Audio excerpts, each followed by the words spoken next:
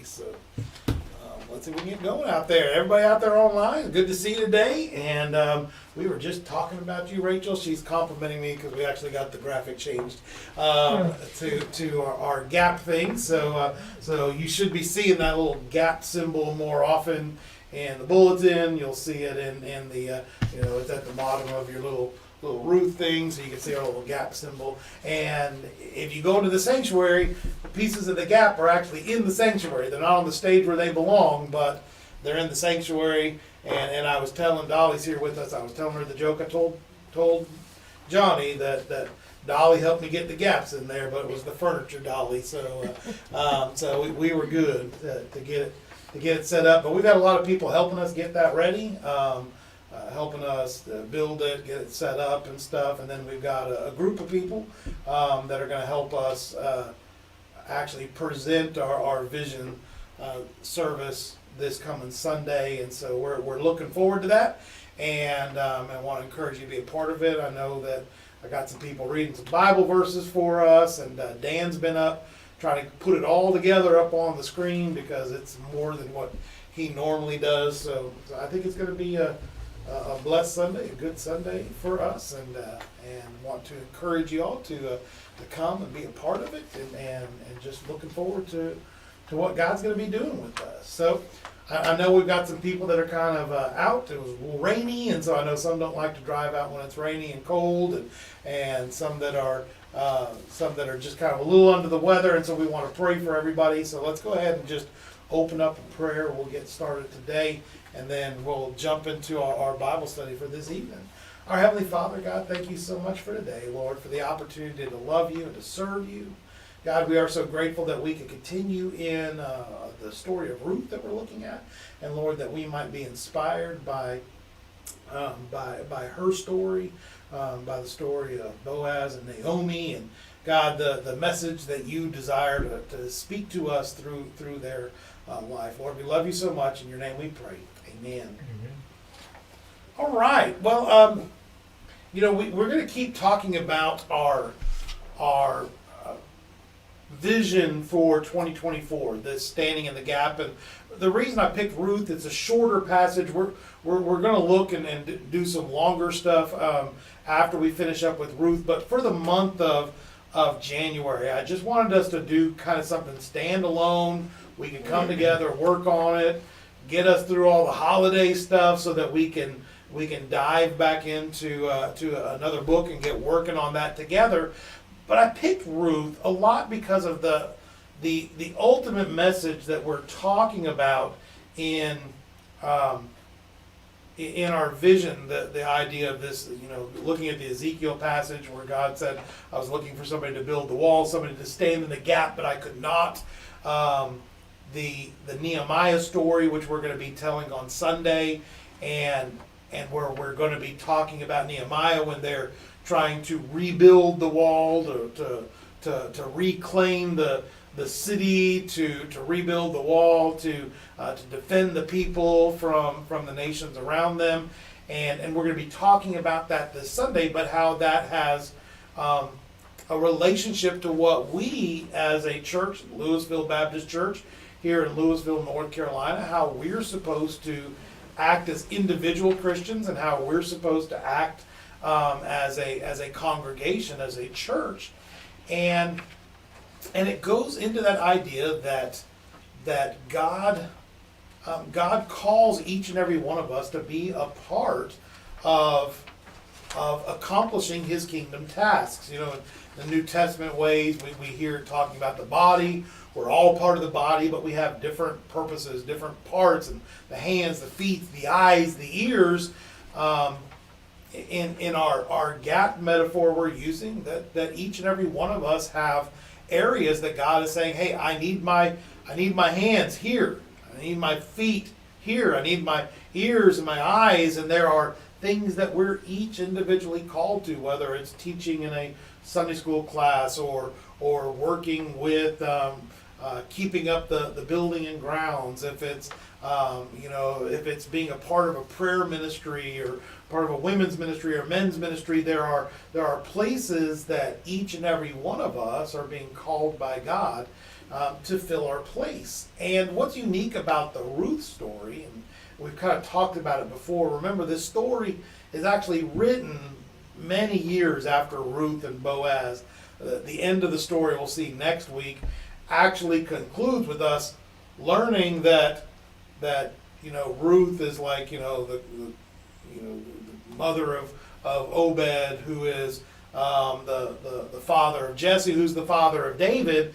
And so the fact that the story actually ends at David means that it's got to be written at least in the time of David, when David is king. So we're talking about an extension of time from when the story was happening, taking place, as opposed to like maybe some of the Torah stories where Moses is maybe recording some of that information, that it's not something written years after. The Gospels that are being written just within the lifetime of those apostles telling the story. This is a story that's being written 100, 150 years after some of the events took place, and but it's written for a specific reason. It's written to help us understand how God was at work in the royal line, how God was at work to bring us David, and that there were specific people, Ruth and Boaz, who were specifically called by God to take on a task that without them doing that, the royal line would not have been what it is. And so this truly is a story that's giving us an example of some individuals who fulfilled their God-given purpose, their God-given task. And so I wanted us to kind of peek and see what those are. Now, this chapter 3 that we're working on today, it really is kind of that big action, everything is coming together sort of chapter. End of chapter 2, if you remember,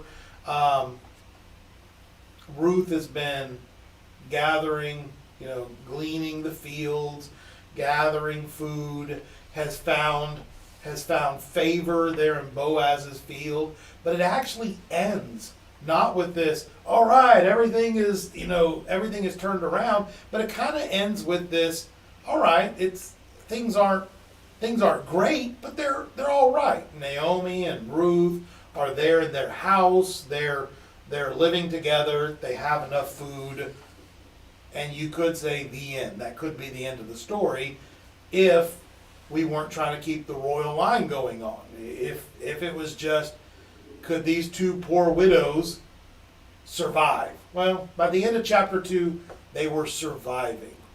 But God didn't want them to just survive. This is a story written about how not only did they survive, but they become the family of the royal line. And so this is more about thriving. So we could stop at chapter 2, if you were writing the story, and it would just be kind of a, all right, well, they survived. It's the story of Ruth and Naomi surviving. Chapter 3, we now ramp it up. We're like, all right, but what if God's calling them to something better? So that's what we're going to look at here in chapter 3 is are we going to change that narrative from surviving to thriving?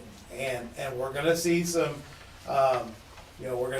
things that are happening here that are going to be interesting along the way, and we're going to see some things that are that we're going to have to talk about, like what is God doing in those places. So we're going to start by reading the first 5 verses. Somebody want to read the first 5 verses? One day Ruth's mother-in-law, Naomi, said to her, "My daughter, I must find a home for you where you will be well provided for." Now Boaz, who was with whose women have you worked, is a relative of ours. Keep going. Tonight he will be winnowing barley on the threshing floor. Wash, put on perfume, and get dressed in your best clothes. best clothes. Then go down to the threshing floor. Then don't let anyone know how you were there unless he has finished eating and drinking. When he lies down, note the place where he is lying. Then go and uncover his feet and lie down. And he will tell you what to do. All right, that's good. And Ruth answers, I will do whatever you say. So remember we talked before about in the book of Ruth that the Ruth is actually a story. It's a narrative. In fact, it probably was designed to be read orally. Like it probably wasn't designed to be read. It was probably designed to be spoken. And we know that because most of the teaching comes from the speaking. When people speak, that's when we learn something. The other stuff is just directions. And Naomi said, or and Ruth said, but it's when the people are speaking that we're actually hearing the teaching that's going on in this passage. And so at the beginning here, we're getting this new scenario set up, just like chapter 2.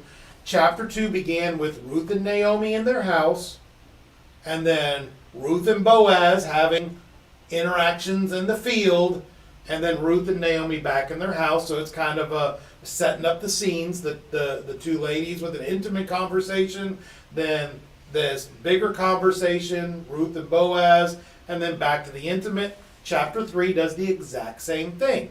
Ruth and Naomi in their house together having an intimate conversation.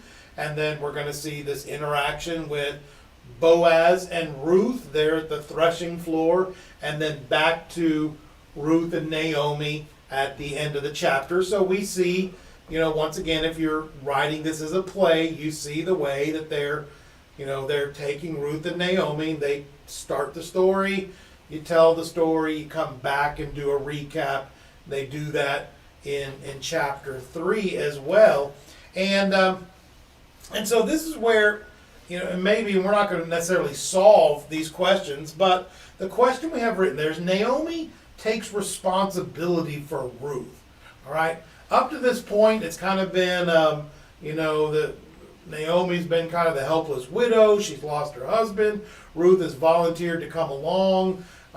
Ruth took the initiative to go get food and try to feed them. We see at the end of chapter 2 that Ruth is now providing enough food for them to survive and live. And then at the beginning of this chapter, we see that it is Naomi that's like, I must find a home for you. So Naomi is now taking responsibility for Ruth and devises a plan for her to get married. And what I want us to talk about, and like I said, even among scholars, there's not agreement on this, but how risky, and I put two words there, risky and risque, are Naomi's plans for Ruth. So when you look at Naomi's plans, what do you think, just what you know or what you've studied in the past? We know that the plan is, hey, go take a bath, put on some perfume. The NIV here says, put on your best clothes. Then I want you to go find him. But keep yourself secret. Wait till he's eaten and I don't know if drunk's the right word, but had some stuff to drink. And then when he goes to sleep because he's working late out there, uncover his feet and lay down there next to him. So when you hear that plan, what are some of your thoughts about how risky that plan is or how risque that plan may be when you just hear it? What are some of your thoughts?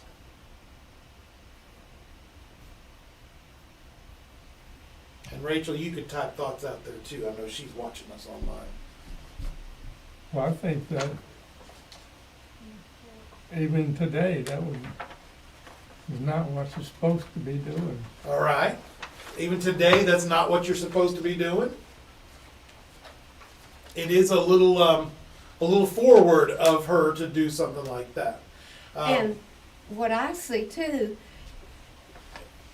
he is a relative of ours. Right. So that's not Well, normally.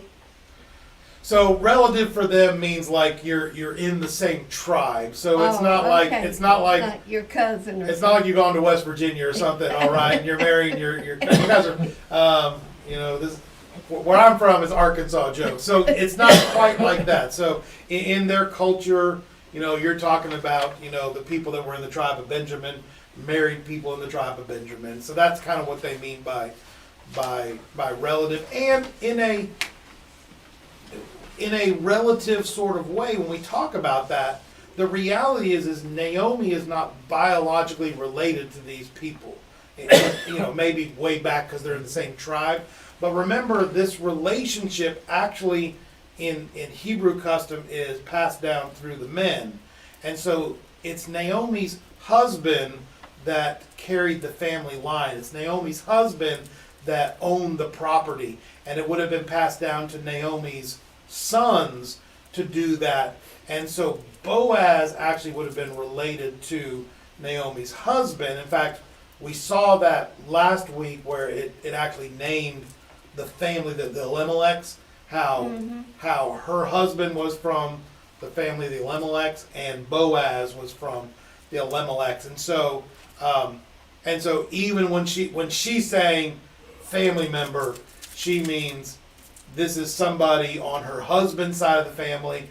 And so her husband, it wouldn't have been weird for her to marry her husband. I understand. So it would have been something that way. But that's a good question for other people that are out there watching.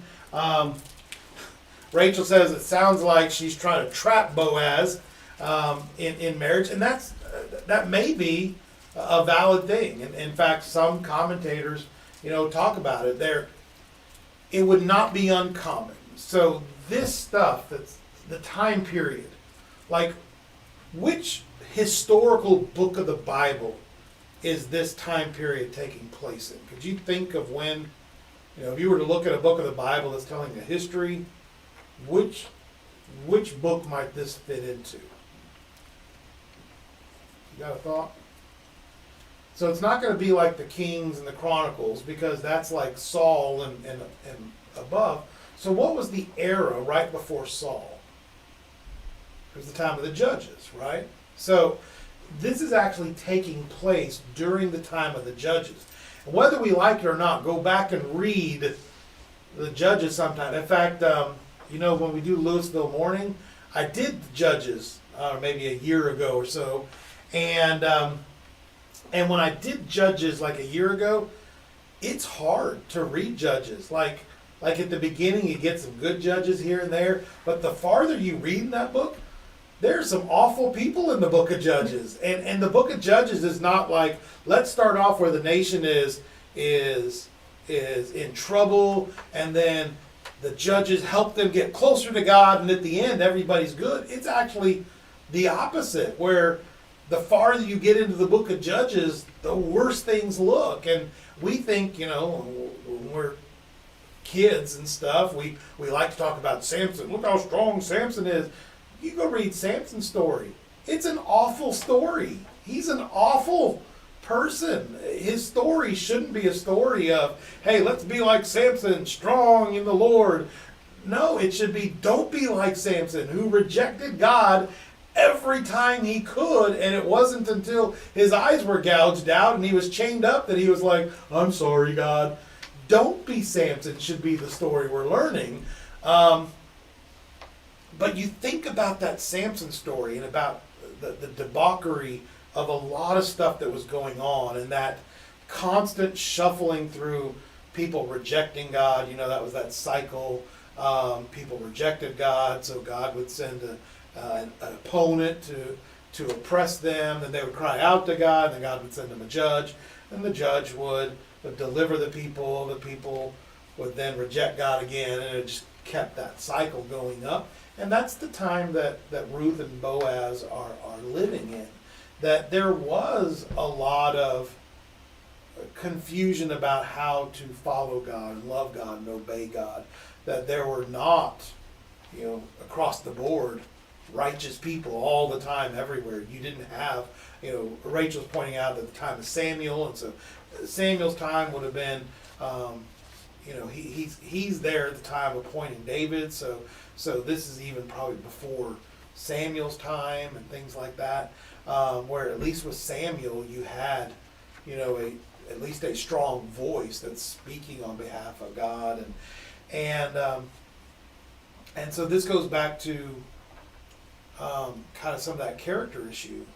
There's a chance that Boaz would have taken this whole situation, maybe not as the wholesome situation that we see that it becomes, but maybe he perceives of some of the other debauchery that happens at their time zone, that maybe she realizes, hey, I can't feed my family anymore. The harvest is over, so I'm relating to prostitution. I'm taking some other way of doing stuff. And that's why Naomi's plan is a risky plan.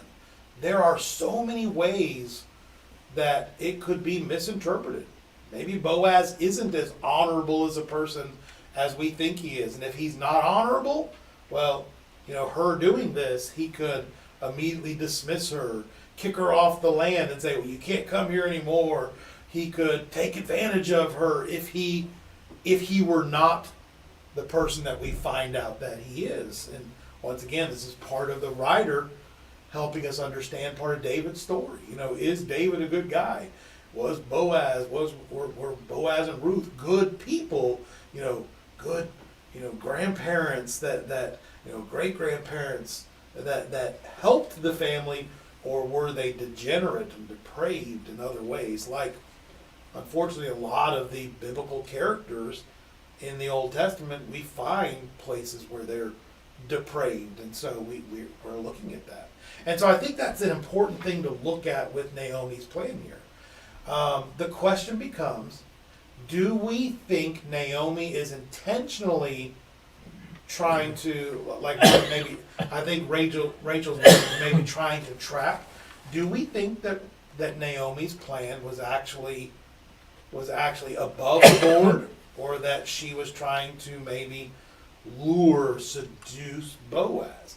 And I think if we actually look at the biblical words behind it, in fact, the NIV translates, put on your best clothes, which, for us, we could think, best clothes. What does that mean? Does that mean, your most seductive clothes? Like if grandkids are going to prom or something and you say, hey, go get your best clothes to go wear to prom. Well, we know what that means. I mean, they're not, as grandparents, we're not going to be happy with any of the dresses they pick. We're going to be like, well, that's your best clothes because it's the most risque or the tightest that's not actually the word there. That actual Hebrew word literally just means an outer garment. And it's actually not referring to special seductive clothes, but hey, just get dressed. Don't go out there in your work clothes. Go out there and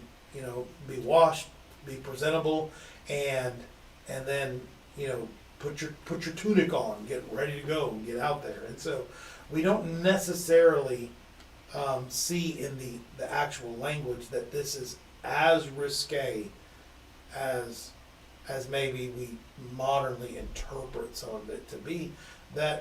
And I think by context, when we get later on, where the writer takes us, is I think the writer is trying to edge up against that risqueness, saying that, oh, this is risky. But then when we see how all the parties respond, we're like, oh, it's wholesome. It's leading us to the edge and wondering, is the family line in danger? Are they going to fall off the edge? Or is there actually hope there? All right, so that's kind of where we see Naomi's plan taking place. So let's go ahead and read, and this is the long section. I'll read the long section. I'll have one of you help me with the short section. So let's see how the plan takes place. Remember the way they do the story? The intimate part, Ruth and Naomi. The big part, Ruth and Boaz. Back to an intimate part with Ruth and Naomi. So let's look at verse 6 through verse 15. Let me get my people set up here. All right. So starting in verse 6. It says, So she went down to the threshing floor and did everything her mother-in-law told her to do. When Boaz had finished eating and drinking and was in good spirits, he went over to lie down at the far end of the grain pile. Ruth approached quietly, uncovered his feet, and lay down. And in the middle of the night, something startled the man. He turned, and there was a woman lying at his feet. Who are you? He asked. I am your servant Ruth, she said. Spread the corner of your garment over me, since you are a guardian redeemer of our family. The Lord bless you, my daughter, he replied. This kindness is greater than that which you showed earlier. You have not run after the younger men, whether rich or poor. And now, my daughter, don't be afraid. I will do for you all you ask. All the people of my town know that you are a woman of noble character. Although it is true that I am a guardian redeemer of our family, there is another who is more closely related than I. Stay here for the night, and in the morning, if he wants to do his duty as your guardian redeemer, good, let him redeem you. But if he is not willing, as surely as the Lord lives, I will do it.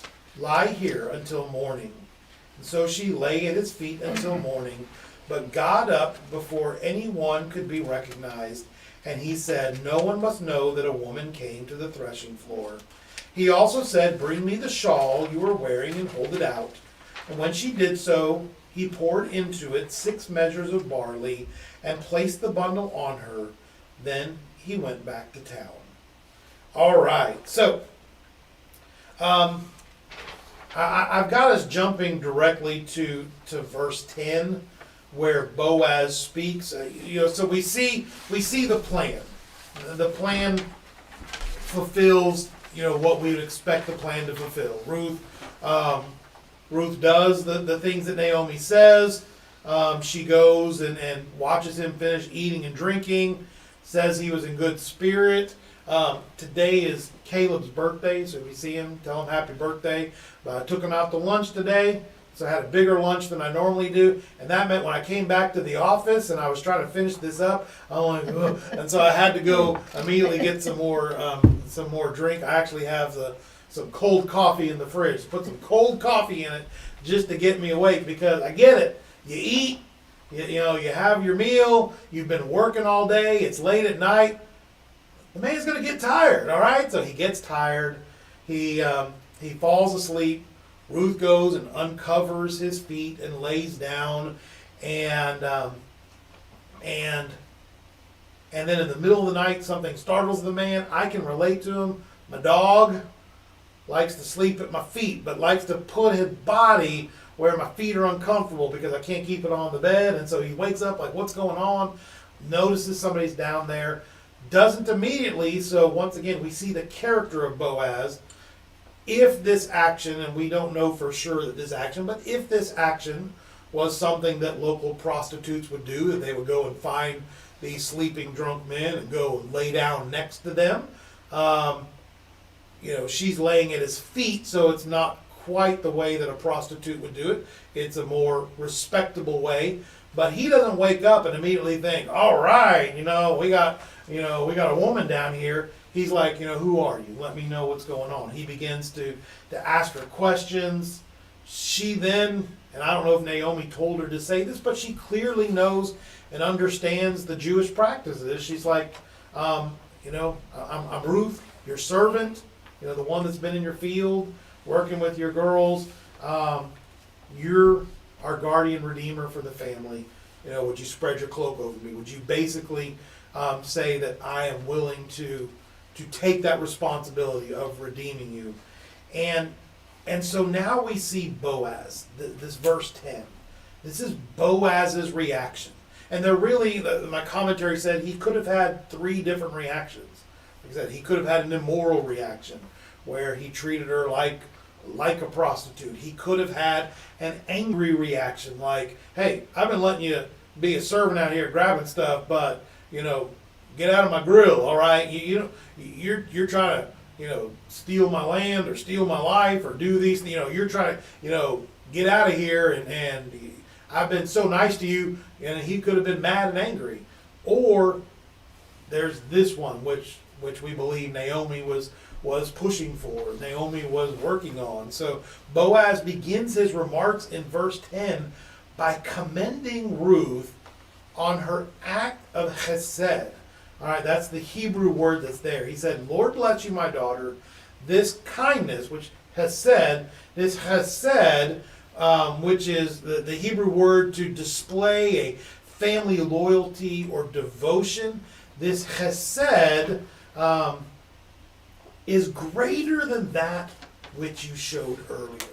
This becomes the thrust of what Boaz says when he sees Ruth.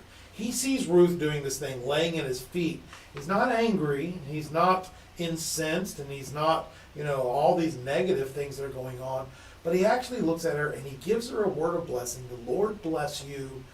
And then this kindness is greater than what you showed first or earlier.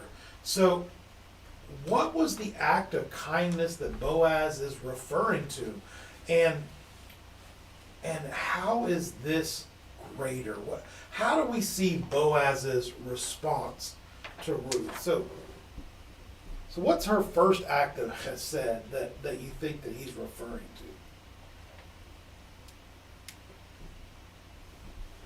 to? So I put the reference of chapter 2, verse 11. So in chapter 2:11, it's where Boaz is talking to her, saying, hey, everybody in the town knows what? Knows that she left her land, her homeland, and came with Naomi, that she's caring for Naomi. That was Boaz's reference to how he knew Ruth. He knew Ruth because of the kindness that she showed to Naomi.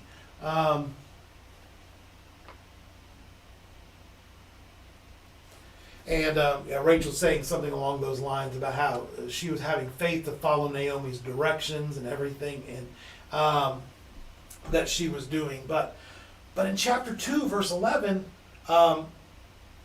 Boaz says, "Hey, you are amazing because you followed Naomi, because you gave up your land, because you come here to care for her." And I guess my question is, Boaz's statement about simply her laying at his feet, he says, this is greater than that.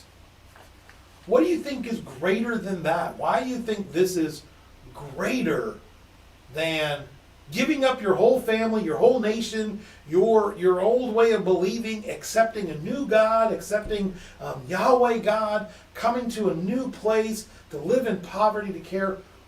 Why do you think this is greater? What are your thoughts on that? Well, he says that, she said that she was his servant. Yeah. And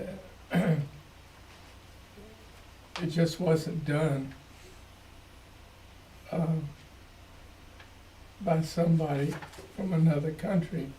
They were a foreigner, but they had certain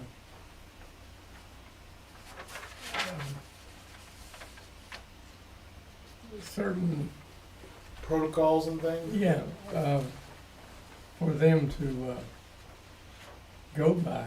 Yeah. And she was wanting to take care of him. Yeah. And so that's pretty bold thing. She acknowledges, hey, I'm just a servant here, right? She's acknowledging that, yet she's also in a very bold way putting herself out, saying, hey, I'm here looking for this marriage, to care for you, to be a part of that. And that in and of itself, that boldness is a big deal. Yeah. Any other thoughts on that? Well, I think it's the way it's written, that was the protocol of the day. Yeah.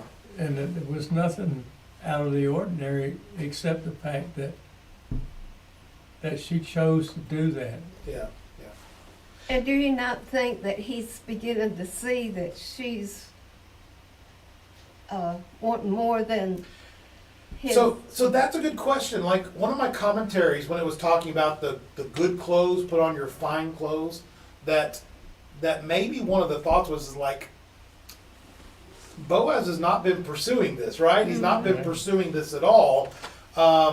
There's a good chance that, you know, there were clothes that widows would wear, you know, certain clothes to indicate that you were in mourning, and that maybe just that indication, hey, wash, put on perfume, and just put on your regular clothes. Don't put on your widow clothes. Maybe this is the first time that she's presented herself in public, presented herself to him where she's not presenting herself as a widow. She's available. That I'm available. That may be one of those things. But at the same time, Boaz kind of gets the idea that she is available, right? Because what is his response to her when she's making herself available specifically, hey, redeem me? What's his response to her? He says, you haven't run after younger men, whether rich or poor. Yeah. So he's seeing that. Yeah, so what does that tell you about, I mean, what does that tell you about Boaz? That there's probably, that he's probably not young. Yeah. We don't think that he's, old and decrepit because he's still working his land and he's threshing his barley and all that stuff. He's not, he's not a spring chicken. He's not, he's probably not 20, but he's probably also not, not aged, and we know that he eventually they have kids, and so he's still, healthy enough that way. So, he's healthy, but he's not young. And if Ruth is wanting to have a bunch of kids, which is how they find prosperity back in that day, maybe Boaz is not the best choice.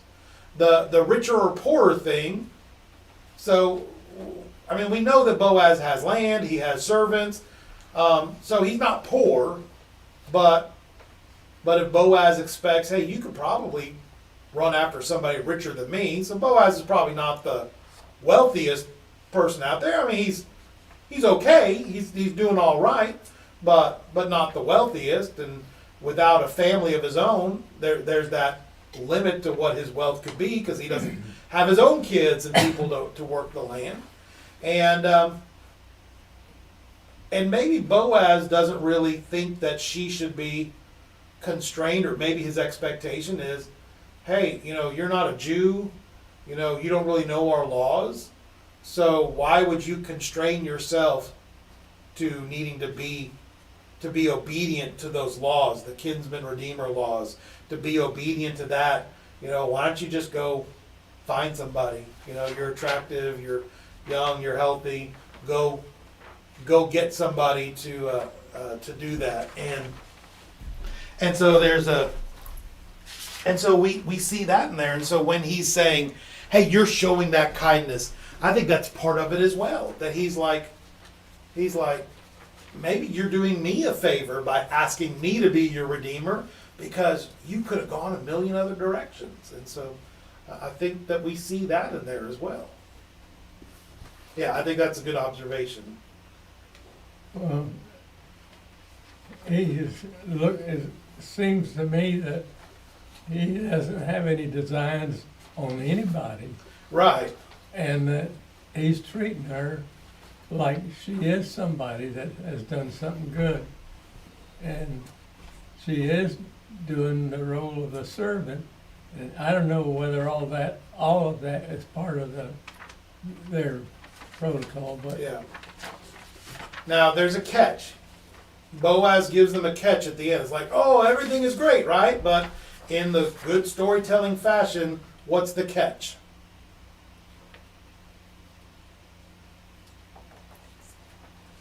He's not the first in line, right? Yeah, he said there's another who's more closely related than I. So I actually don't have the right to claim my kinsman redeemer because there's somebody else that has the right. And so that's kind of the catch of this whole story is now, here, we're moving. We know where it's going. Of course, the audience knows this is Ruth and Boaz. They already know the story, but now we're like, oh no, there's somebody else. What's going to happen? And And so now we've got that anxiety that comes with what's going to happen now that we find out that there's a catch. There's another person that's in the line, and once again, this has the ability to affect our royal line. What happens if this gets redeemed in some other way? It's going to mess things that are coming up there. And then we get another character thing about Boaz, like learning how Boaz is. He's like, look, we don't want people to have rumors, so you need to leave. You and I know nothing went on here, but we don't want rumors. But before you go, here's some more food. Go take it home, feed Naomi. And so we keep learning about Boaz's character, that in that time frame of the Judges, when there's so many awful people, to see at every step of the way, Boaz is a person of admirable character. And same thing with Ruth. At every step of the way, Ruth is a person of admirable character. And so we get to see that continuing. And so let's look at the last few verses, verses 16 through 18. Somebody want to read those? When Ruth came to her mother-in-law, Naomi asked, "How did it go, my daughter?" Then she told her everything Boaz had done for her, and added, "He gave me these 6 measures of barley, saying, 'Don't go back to your mother-in-law empty-handed.'" Then Naomi said, "Wait, my daughter, until you find out what happens, for the man will not rest until the matter is settled today." All right. So just kind of what we said before. Let me scroll here for you people watching online.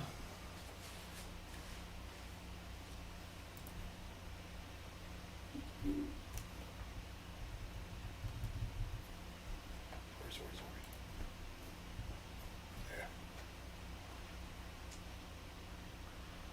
Can't get it to work. There we go. All right. Now you people online can see it. Okay, so we're learning lessons that should lead us to know more about King David. Remember, that's the whole point of the book of Ruth, is ultimately we're like, tell us why King David is such a good king. Tell us why he's loved by God. Tell us why, tell us these things about King David and his family. So we're learning things about him. And so we've seen these lessons. We've seen things about Ruth. We've seen things about Naomi. We've seen things about Boaz. Now we see this interaction. We see the purity, the wholesomeness of this interaction. We see Boaz feeding Ruth and Naomi and taking care of them. How has this story now, we did a review of what chapter 1, where it led us, chapter 2. Remember, chapter 1 was depressing. We ended chapter 1 with Naomi really having lost faith and just saying, God's forsaken me. Chapter 2 was hey, we're here in a house, we got food, we're not going to die. Nothing good, but nothing bad. We're just kind of normal. And then here at the end of chapter 3, how is the story changing by the end of chapter 3? Well, they see that they're getting food regularly now. Yeah. And that the king actually gave it and supplied her in the field with extra, see that he was supplying it to her. So they felt comfortable probably that they were getting food on a regular basis. And not having to worry about food as bad. Yeah, so that's the end of chapter 2. The end of chapter 2, that's what we've got. They're fed. They're fed. Where do we get at the end of chapter 3? How has the mood changed by the end of chapter 3? Is there something? Rachel's saying that we actually have a hope for a better future. Like in chapter 2, it was just, the hope is you're not going to starve. But chapter 3 is like, hey, maybe there's hope. Well, I was saying the worry wasn't there. The worry's not there. Yeah. Absolutely. Is there a difference between, somebody's going to give us enough food to survive, and Ruth being married to Boaz? Is there a difference in their situations? Oh, yeah. You're saying, there's what are some of what are some of the ways that Naomi and Ruth's life would be changed if Ruth were actually married? Can you think of ways their life would be changed? Well, they might, I'm not sure as to how I can't remember how the story actually goes, but I would think that they would want her to come live with them and they would provide her of all her necessary items. Yeah, so they're not just gonna be on survival, hey, we Yeah. gotta, we're living in a box, but yeah, they're gonna be in an actual house. Those servants are now gonna be helping Ruth and Naomi rather than Ruth and Naomi being among the servants that are there. Yeah, they're no longer servants in the house, but they're now, kin. They're now, they're now, and that's where I kind of put the next question in there was, how does this passage inspire hope and faith for us and God today? Can we use that passage to help, modern 2024 Christians have hope and faith? And I think some of that, just what we said, that idea that think about the prodigal son. We come saying, hey, God, let me be a servant, and God's like, hey, you're my child.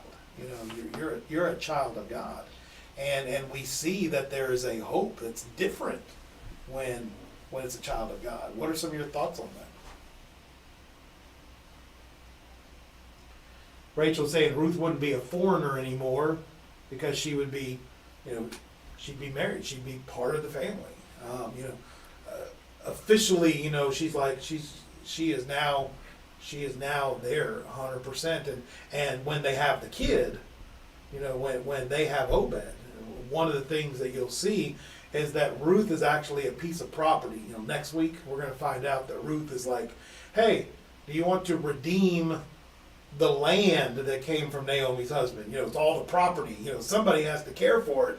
And this guy's like, yeah. And they're eventually going to be like, oh, well, if you want to care for the property, you got to take this woman. She's part of the property too. And that because, and so there's that redeeming part of this property. She goes from being part of the property to now being the owner, being the manager. This is her property that goes to her son that now inherits. She now has an inheritance, and it's all part of that. So part of that hope.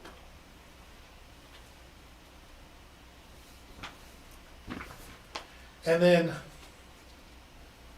how do you feel like Naomi's last words? Remember, we are learning from the quotes.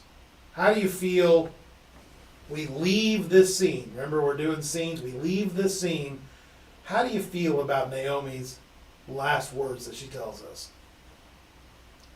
I think she knows that the spark has been put in him, Boaz now, and he's not going to rest until he pursues it. Yeah. So now we're excited, right? Mm-hmm. I mean, we're excited at the end of this, not because we're nervous or we're scared. We're now excited because she's like, hey, this man will not rest until the matter is settled today. And so now we're excited because yeah, like you said, he's active. He is in action mode, and he is going to, and Naomi is confident. Naomi's like, I mean, I almost feel like Naomi's heard rumors already. Naomi's like, oh, there's a stir out there. There's people talking, and it's going to happen. And he's gonna, and so now we know, like, we're anticipating the next scene. That anticipation is, what's Boaz gonna do? How's he gonna make this all come together? What's gonna happen? And so it's, I think, more than, when we use the American word hope, it sometimes feels like a wish, but this is more than a wish. This is that hope that Naomi's like, oh, trust me, things are moving in a positive way. Things are about to get going, and so that really positive outcome with it. All right, well, we're done a couple minutes early, but I knew this actually was going to be a shorter, just kind of putting everything together. Just because of the way these Ruth chapters. Next chapter will have, it'll be a full robust, but like I said, we got a few minutes out early, but just kind of wrap stuff up. We're online, so people are watching, but are there things that we need to be praying about that's okay to share with people that might be watching online? Do y'all have any prayer needs or prayer requests before we shut down today?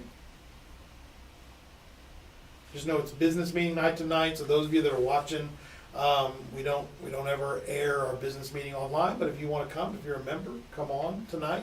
But I always tell people, worship is from a word, giving worth to something. You can see that word worth in the middle of worship, and it's ascribing worth to something. And honestly, business meetings is where we do that more than anything else, where we look at all we have and we ascribe worth to it. And so I always tell people, business meeting is not, oh, it's boring, I gotta go. It should be a time of worship. It's when we're coming together to ascribe worth to the things that God has put in our care as a church. And so I want to encourage you, you got time, it doesn't start till 6 o'clock, come on up here and worship with us in business. But pray for the church as we talk about the business of the church. Pray for people during this weather. And I know there's been kind of a wave of sickness going through. I think all of us here have had it at some point in time the last couple months, and so let's just be praying for those that are sick, that are struggling, and lift them up, and then pray for our Vision Sunday coming up. It's going to be an opportunity. We're going to be challenging everybody in the church to say, hey, am I willing to seek God sincerely to know what my place in God's kingdom is, what God is calling me to do, in the kingdom in large, specifically at Louisville Baptist Church. What gap is God calling me to fill? And we're going to be working on that this Sunday. So I want to encourage people to make that a priority. Maybe we shouldn't call it business meeting. It's God's business. Yeah. Worship and business. I don't mind calling it worshiping. Worshiping in business. I don't mind doing that. Yeah. Peggy? I would like you to pray for my daughter, Lynell. Okay. She's having a hard time in her work and in her personal life right now. So there's decisions that have to be made all the way around. So, and with the political, we need to pray for God to lead the right one to be our president this year. Yeah, So, and just pray for, I keep asking, pray for peace in the country, and I mean that in a weird way, because there are times that I feel like it's often through our strife that we learn, that we get refined by fire and things, but it seems like we're at a time unlike any other where, regardless of which way things go, somebody's going to be not just disappointed, but it seems like it just becomes more vitriolic than it has been. And so praying that maybe through the whole process that we learn to we learn to love and respect each other again, even those that we disagree with, so that we can continue to do stuff the way God's called us to. But yeah, definitely pray for our country as we head into our election times.